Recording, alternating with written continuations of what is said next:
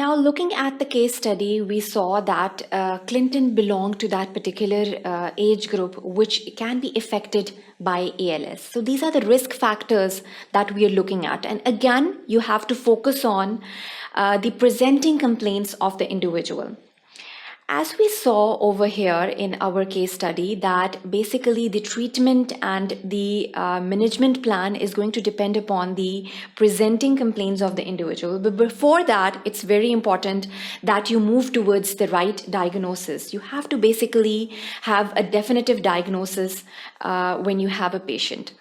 So you have a list of differentials at your hand, and how are you going to move towards a particular definitive diagnosis? By excluding all the other differentials. You're going to exclude the toxins, you're going to exclude the other metabolic disorders, you're going to exclude either the patient is suffering from diabetic disorders or any other metabolic disorders that can lead to the particular kind of dysphagia and shortness of breath that Clinton had.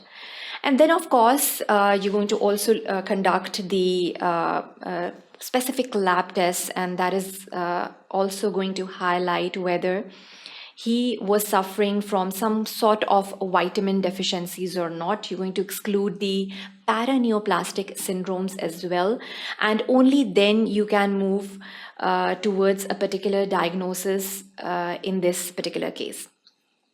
What are the diagnostic tests that are basically going to help you out in making a definitive diagnosis in case of Clinton? As we studied in our lecture, we are going to carry out a baseline investigations that is going to basically contain the ESR. It is going to have the TSH levels.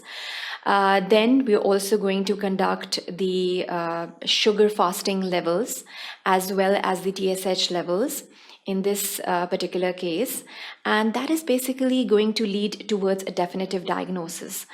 A more higher profile of tests, for instance, the nerve conduction studies can be carried out, the electromyographies can be carried out, and we can also order for CT scans and MRIs in case of Clinton, just to rule out the cervical spondylosis, which can be one of the cause of the motor neuronal degeneration in these cases.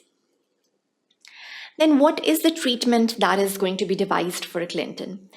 In cases of ALS, it is very important what are the presenting complaints of the patient. In case of Clinton, he was suffering from dysphagia, which was a very prime complaint. He was suffering from dyspnea, that is the shortness of breath, and the hoarseness of voice. While you're treating dysphagia, it's very important that symptomatic treatment is given to the patient and he basically recovers from all of these symptomatologies. It's usually a multidisciplinary approach when you're treating these patients of ALS. You are also giving medications to the treatment. You are symptomatically treating the treatment. For cases of dysphagia, the goal of the treatment is to maintain the weight of the patient and a normal intake has to be maintained. Now, this can be done by a diet control of the patient. You're going to basically advise the patient to take diets which are easier to swallow, and then obviously practice different swallowing techniques with the patient. This is going to improve the condition a lot in the individual, and obviously this has to be dealt in with medications. For instance, you're going to start off with riluzole in that particular amount, that is 100 milligrams per deciliter in the patient, which is going to improve the muscular power in the individual. So the techniques, the development of the techniques to improve the overall generalized condition in the individual, so that there is a specific outcome that you're working for in the individual. And then obviously the medications, and along with that, all of this has to be coupled up with the cognitive behavioral therapy, that is the CBT, which is devised for the individuals.